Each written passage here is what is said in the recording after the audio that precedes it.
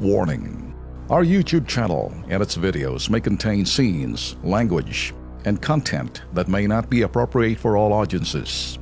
These videos include surveillance footage, undercover pursuit of suspects, actual police and rescue operations, and fearless confrontations. If you do not approve of the content, please do not watch our videos. If you wish to continue, we strongly advise that you proceed with caution. Viewers' discretion is advised.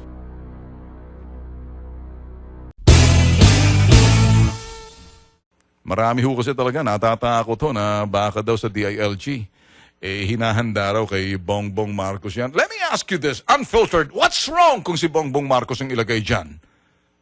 Una ho at talagang sumisigaw agad dyan yung kampo ni Robredo. Delikado raw kasi pag nalagay si Bongbong dyan, alam nyo naman kasi, kayong mga malikhain mag-iisip, malilikot ang isip dahil gawain ninyo yan. Hindi ba? Ganyan si Marojas, nilagay ni Pinoy si Marojas, ginawang DILG Secretary, kayong mga dilawan. Bakit hindi kayo? Trillanes ng panahon ni Pinoy. Bakit nilagay si Marojas dyan? Preparing Marojas to be a president. Hindi tinanggap ng tao eh. Sinubukan nyo nga mandaya. What did I say? Sinubukan nyo nga lahat ng bagay eh. Sinubukan nyo, natulog lang ng tao, pagkagising na, boom! Lugaw agad ang lumabas. Anong nangyari doon? Champurado. Arroz caldo. Bay, tika muna. Natulog lang tayo, hindi ba? Ang tanong, sino nga bang nanalo? Yan ang magandang tanong. Pero sabi naman ni Bongbong Marcos, paano ako makakahindi sa kay Pangulong Duterte kapag sinabi niya, eto, hindi ako makakapaghindi dyan. Ngayon, ang ibig niya sabihin, goodbye na yung sinasabing paglalaban ko sa pagiging vice president. Pero sabi ni Bongbong, teka muna.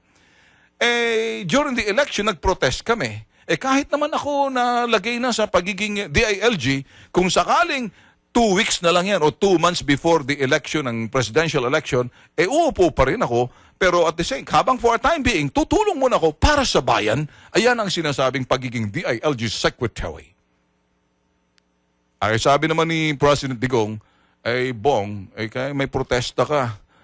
Hindi tayo ngayon, no. Pero pag sinabi ni Bongbong, hindi na ako interesado or pwede yan, antayin natin, pero tatanggapin ko dahil hindi ako makapaghindi, anong problema niyo mga dilawan? Anong problema niyo sa mga nagre-reklamo ko si Bongbong ngayong DILG? What's wrong with Bongbong? If the president choice is this, put Bongbong sa DILG, you guys having a problem? Ang nagre-reklamo lang dyan si Trillanes Yung sabagay, nasasawa ng taong bayan kay Trillanes. Nagsasawa na kay Leni Robredo. Alam niyo naman kasi, ito yung mga alangkatorya-torya mga personalidad ng iingay nila. Good publicity is publicity. Bad publicity is still a publicity. As long as there's publicity, because we are publicity hungry.